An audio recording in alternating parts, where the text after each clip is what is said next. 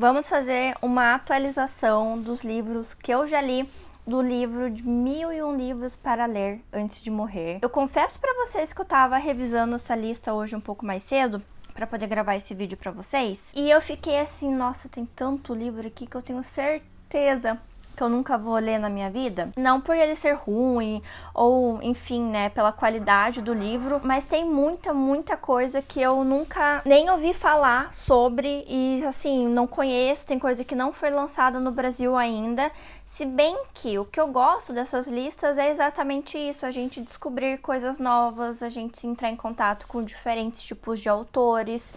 Então, nisso funciona muito. Eu tô até querendo pegar um tempo livre, não sei quando esse tempo vai chegar, para pesquisar um pouco sobre os livros que tem ali, que eu acho que é uma ótima fonte de descoberta.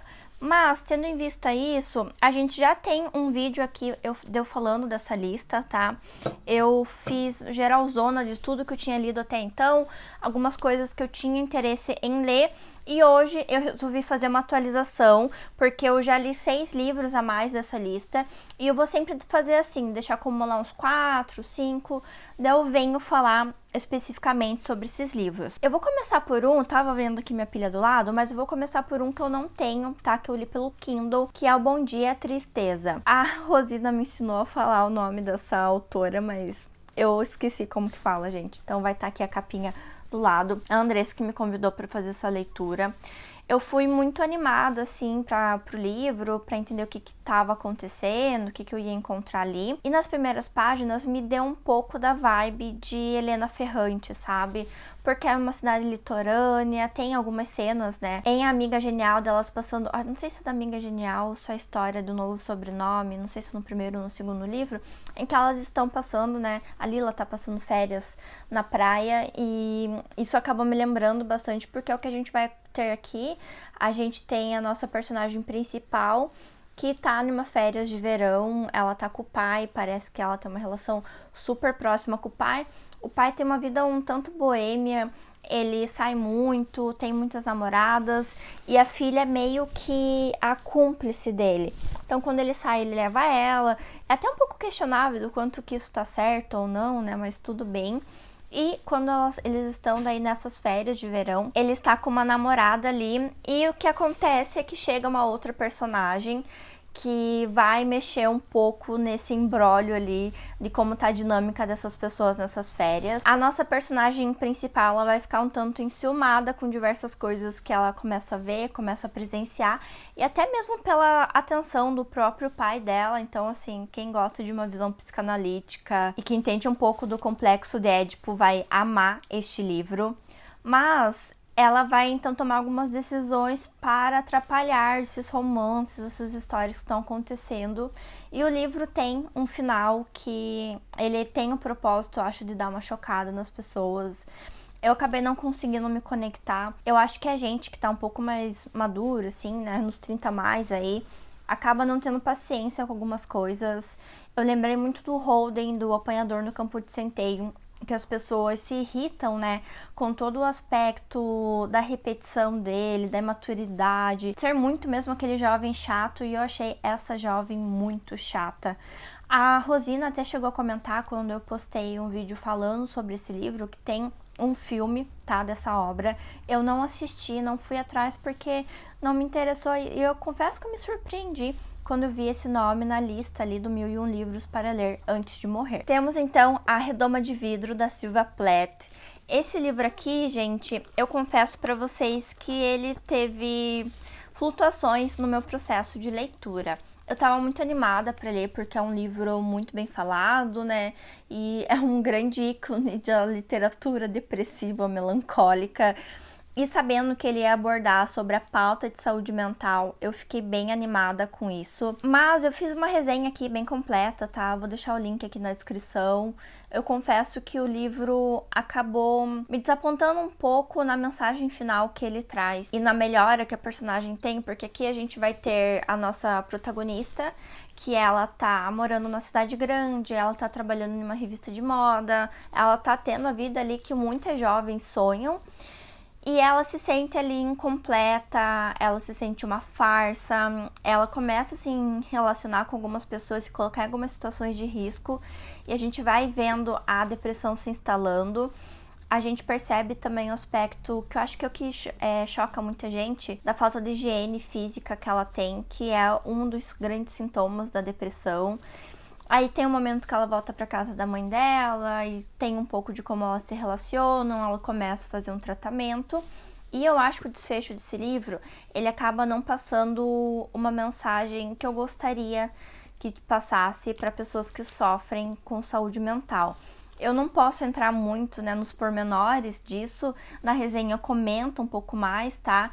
Mas porque seria um grande spoiler aqui, eu sei que vocês não são fãs disso. E ele é um livro muito bom, tá? Mas eu acho que para uma pessoa que não tem essa preocupação com a saúde mental, como isso é abordado na literatura, como eu tenho por ser psicóloga, por ser neurodivergente, eu acho que você vai achar isso daqui um prato perfeito, é um livro bem interessante, ele vai fazendo com que você entre na mente dessa personagem, mas pra mim, que eu tenho alguns critérios ali um pouquinho mais chatos quando se fala de saúde mental, é um livro que não ficou tão bem ranqueado para mim. E não é um vídeo meu sem falar de literatura russa, no caso a gente tem o Crime e Castigo, que eu terminei de ler ele agora em janeiro. Eu tava desde dezembro lendo esse livro e, como vocês já bem sabem, a gente tá com a leitura conjunta aberta do Crime e Castigo no Papiro, que é o meu clube com a Thay. É um clube só de calhamaços, a gente vai ler ao longo de 2 meses o Crime e Castigo, então dá pra fazer com bastante calma. O link de inscrição tá aqui na bio. E eu gostei muito de ler esse livro. Eu confesso que eu tô economizando um pouco as minhas impressões pra gente abordar isso mais na leitura conjunta. Penso muito nesse livro porque eu tenho discorrido nos meus últimos vídeos aqui no canal sobre o aspecto de como a gente muda toda a nossa vida ou a gente toma decisões baseados em uma ideia que a gente cria e que a gente se convence de que ela é verdade. E isso acaba modelando o nosso comportamento, as nossas decisões. E é exatamente o que a gente vai ter aqui com o Raskolnikov. Esse livro vai falar de um jovem estudante pobre que se vê imerso ali numa sociedade muito miserável e que ele decide cometer um crime em prol da defesa de uma ideia, que é a ideia do homem extraordinário. E, gente, é incrível o desenvolvimento desse livro. Eu tô na fase ainda de pesquisa sobre ele, então eu tô lendo diversos textos de apoio, porque isso vai fomentar também as nossas discussões no Papiro, né, quando a gente fizer a leitura conjunta. E eu gostei muito desse livro. Um dos livros que figurou entre as melhores leituras de 2024 também está aqui, que é As Brasas, do Sandor Márai. Gente, que livro! Eu fiz também um vídeo, não necessariamente falando uma sinopse desse livro, mas trazendo reflexões que eu fiz, né, a partir do livro. E, novamente, assim, o quanto que a nossa cabeça nos prega peças. A gente tem um personagem aqui, a gente tem 2 personagens, mas tem o narrador, eles são 2 amigos, e acontece uma situação entre o narrador e o seu amigo, que fica uma grande questão, tá? O que de fato aconteceu aqui. O amigo do nosso narrador vai embora e volta depois de 41 anos e alguns meses. E o nosso narrador, ele passou todo esse tempo esperando a volta desse amigo para que eles tivessem uma conversa, tá? Aquele dia, o que aconteceu? E é muito louco o quanto que a pessoa, ela passa a vida inteira alimentando uma ideia, alimentando uma situação, e que, em suma, gente, no final da vida não vale a pena. É a minha interpretação, pelo menos, né? As brasas do título do livro é realmente as brasas do rancor, da mágoa, as brasas daquilo que a gente mantém ruminando dentro da gente ao longo do tempo. Eu acho essa reflexão sensacional e é um livro que eu super recomendo pra vocês. É um livro curto, gente, mas tão potente. Eu acho que dá pra fazer ótimas relações também com Dom Casmurro, do Machado de Assis. Um livro que eu terminei agora em janeiro também. Eu terminei e já engatei a releitura, gente.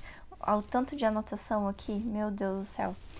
Que foi Coração das Trevas, do Conrad. Nessa edição aqui, o nomezinho fica do lado, né? A capa não tem nada. Eu comentei já, eu fiz uma resenha aqui no canal, e eu acho que o principal comentário que eu tenho sobre isso daqui e que tem suscitado diversas outras reflexões é o quanto que a nossa experiência, às vezes, ela é influenciada e não de uma forma positiva sobre o que as outras pessoas pensam e falam sobre os livros.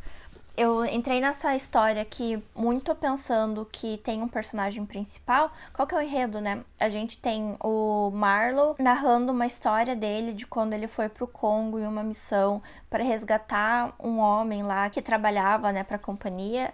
E era um homem que estava responsável por fazer a extração de marfim e era o cara que mais conseguia fazer isso em toda a população que estava ali. E a gente tem a jornada dele, então, através do Rio do Congo, até chegar esse homem, e a gente percebe o quanto que esse homem ele vai ser construído pelo discurso dos outros. Então as pessoas vão falando o que pensam, o que não pensam sobre ele, e de tudo que eu vi até então, esse era o grande personagem.